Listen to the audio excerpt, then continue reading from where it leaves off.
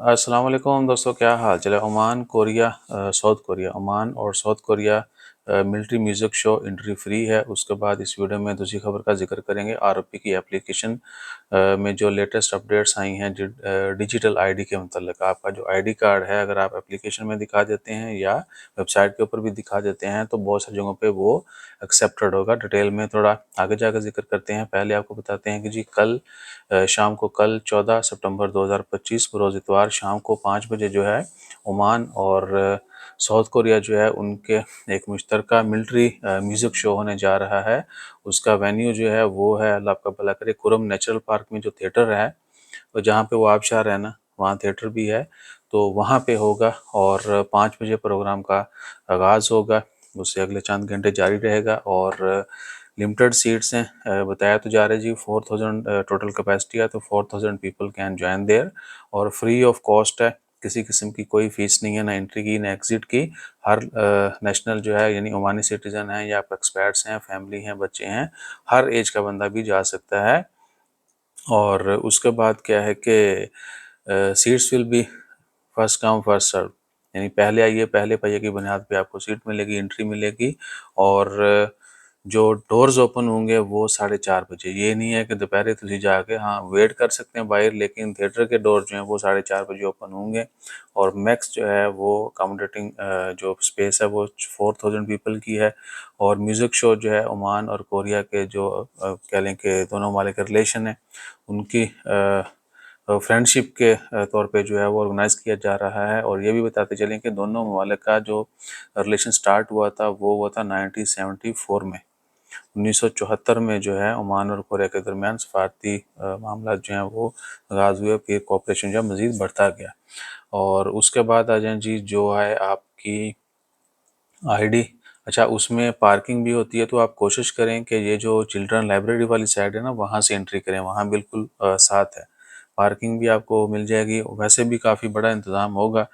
तो दूसरा ये कि आपको मिलने के चांसेस भी ज़्यादा, एक्सपर्ट्स हो सकता है कम जाएं, क्योंकि मस्कत में एक्सपर्ट्स ने कल शाम को देखना है मैच। अगर 5 बजे वो उधर चले गए तो 6 6:30 बजे तक औखी गल है वापस आएंगे, ठीक है।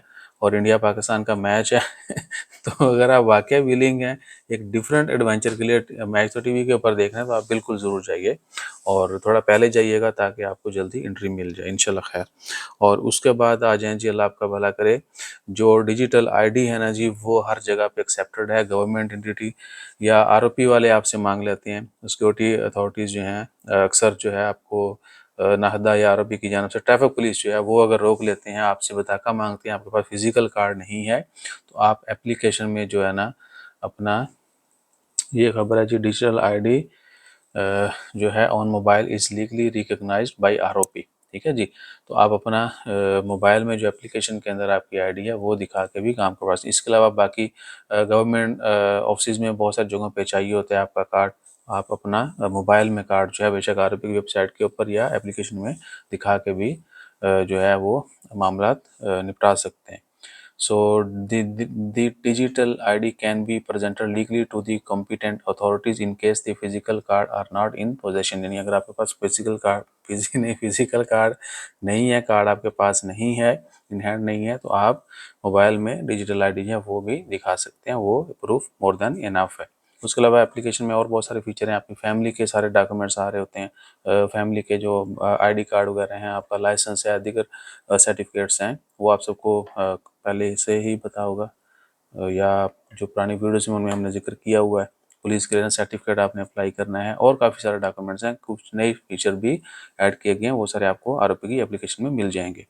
और अगर नहीं आ रहे आपके पास, तो अपने एप्लीकेशन को अपडेट कर लेना। लेटेस्ट अपडेट जो पिछले हफ्ते आई थी उसमें ये सारे फीचर हैं। सो अपना ख्याल रखिएगा, दुआ में याद रखिएगा। और मैसेज करें इंस्टा, फेसबुक या व्हाट्सएप के ऊपर तो प्लीज़ लिख के मैसेज किया करें, डिटेल मैसेज किया करें और करा करें। और आओ वाओ शाओ वॉइस मैसेज ना किया करें, उनका रिप्लाई नहीं किया जाता। और उसके बाद है कि सीरियस हूँ तो ही मिलने आया करें प्लीज़, ठीक है जी, ताकि आपका भी टाइम बचे और हमारा भी बचे और जो भी मामला हैं वो पॉजिटिव रहें। बाकी फिर जैसे कि मज़ीद अपडेट्स आती हैं वो भी शेयर करेंगे, तो हम याद रखिएगा। जज़ाकल्लाह, अल्लाह हाफिज़। और आजकल फॉलोवरां दी जिहड़ी ना तादाद शुरू च गल करन वाली होंदी, मैं ते करना, पर फॉलो भी किया करें। Thank you.